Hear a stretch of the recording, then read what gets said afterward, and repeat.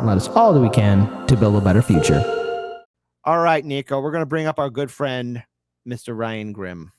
And he's shaming people to say, oh, don't vote third party. People regret vote third party. Don't do it. So here, shout out to Turncoat Don for this wonderful gem. It's only 2 minutes and 20 seconds. Let's play it for all you lovely people so you hear what exactly is going on. He is talking about Jill Stein voters. Now, again, if you're an establishment fuck, you can never allow someone to vote outside the two-party duopoly.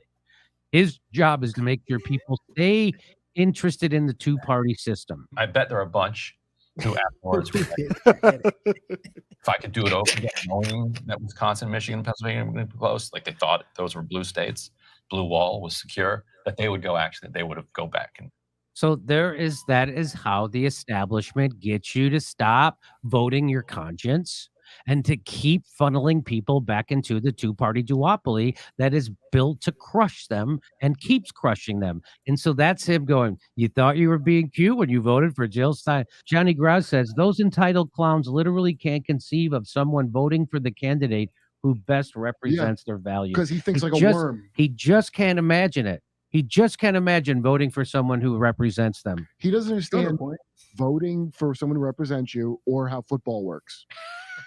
Ryan Grimm thinks a lot of Jill Stein voters feel bad for helping defeat Hillary. Nah, I'm thankful every single day that Hillary Clinton never became president. As you should, Nick. I don't know a single Stein voter who regrets their vote. I don't. Misty, God, she's been on a roll, man. She's been hitting those home run homers. Misty for the goddamn win. Like I literally. I commented on this. I commented on that clip of Ryan too, and I was just like, literally, none of us have ever said that. Like, if anything, we would say, man, if more of y'all actually voted for Stein, we wouldn't have had Trump or Hillary. Like, that was where I was at with it. Not to mention, to this day, like Jimmy said, and like the other tweet said, bro, if Hillary would have right now, right, we know that basically Hillary and Joe Biden were on the same track because they were representing the political elite and the Democratic elite in the worst factions of the neocons. Okay, we know right now we're on the path to World War III. We know that Hillary Clinton was just as negligibly involved in Ukraine and in NATO.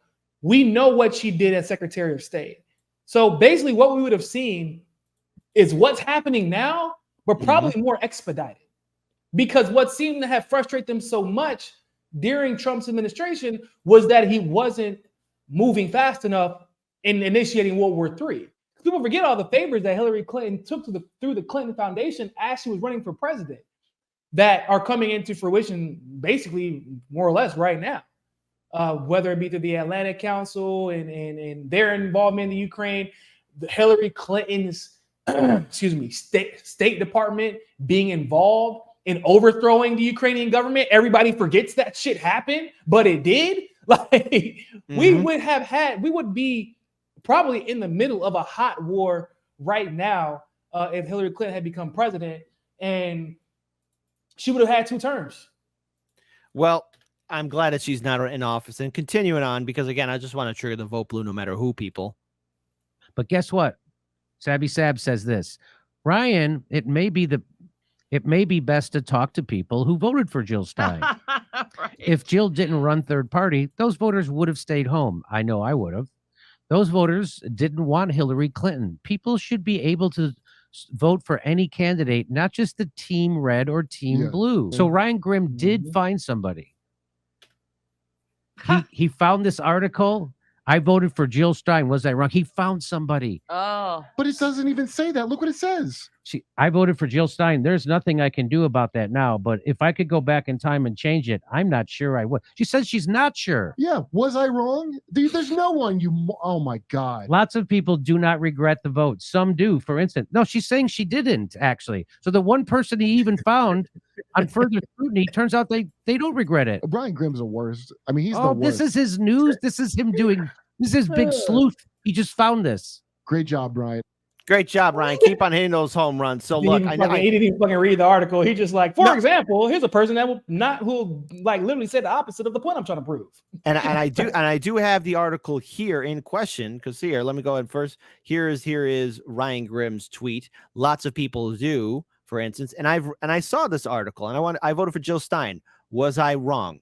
Was I wrong? So the way this article is written, it's very spaced, and of course, this person is rather shocked that Trump became president. I get it. Trump triggers a lot of people. But going through this person's having a little bit of a conscience. Like they're wondering like how do they feel? Once again, I'm still surprised at how people were shocked that the guy who actually campaigned in the states that he needed to campaign in actually won. That's just crazy to me that people would even be shocked by that. Like now he campaigned and Hillary didn't. I mean, fuck. There's one other thing here too. Not only did Ryan Grimm not read the title, this goddamn article came out in 2018 of June. Oh, shit. June 20th. So not only did he find somebody, quote unquote, but it's from a couple of years. This article's 5 years old, Ryan. You're a journalist and you don't even know. So on the day I voted for Jill Stein, there's nothing I could do now. So look. Yet even now, I'm not sure if I'd say that to myself. So in other words, this person is just having a little bit of a struggle. I get it.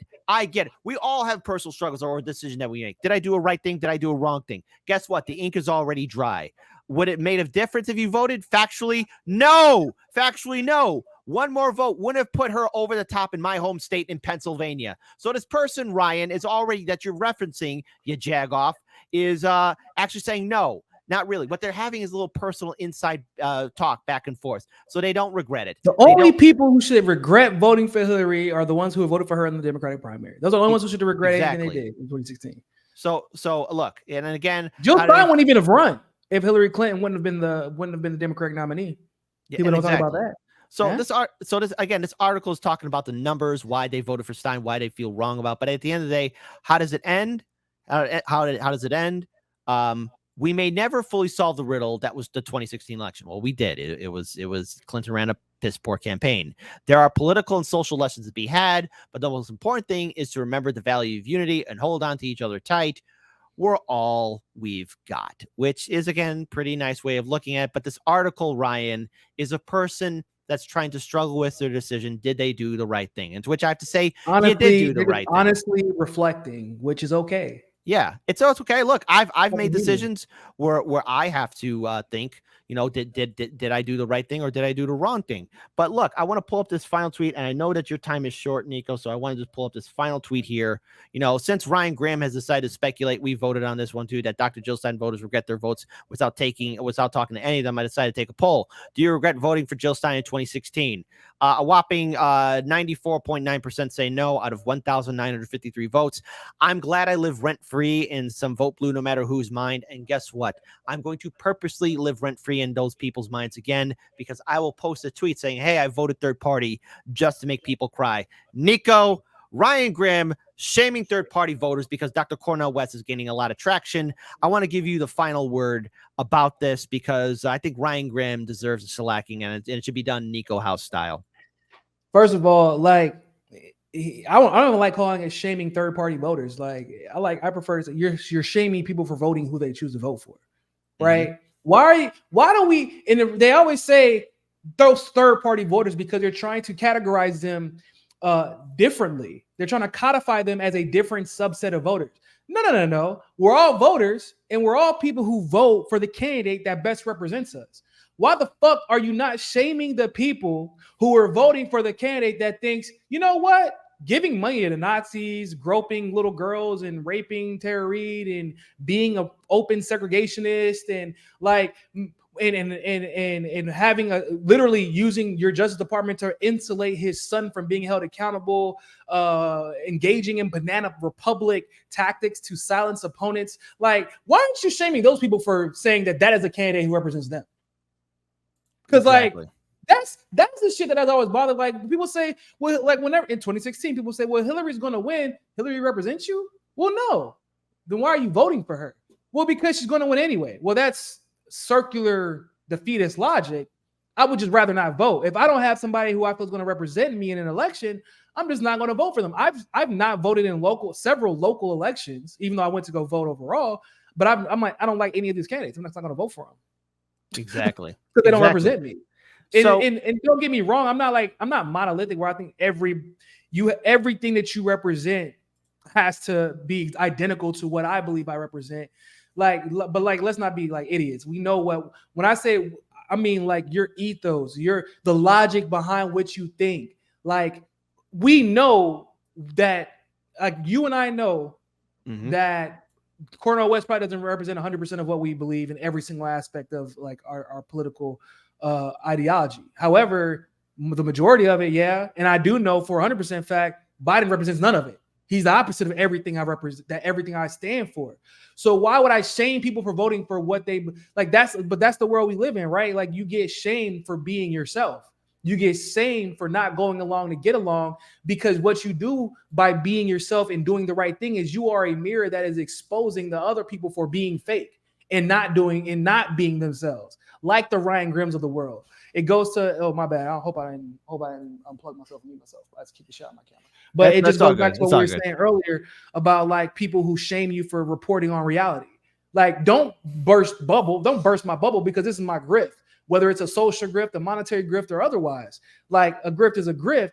And when you vote true to your conscience, you now hold them, even though you're not telling them directly to do so, but you're holding them to a standard to do the same. And when they refuse to do the same, it's easier for them to shame you than it is to shame themselves.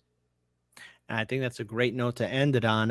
One final thing I want to bring up here. Colin Rax Carter wrote, I regret voting for Hillary. Shout out to Colin. I get it, in the primary. I just got my citizenship at the time, and I knew nothing about politics. Fortunately, I wised up after that. And you know something? Look, folks, don't let anyone bully you on how to vote. You are the only person that can hold yourself accountable. And I think that's why we got to push back against the system. Yep.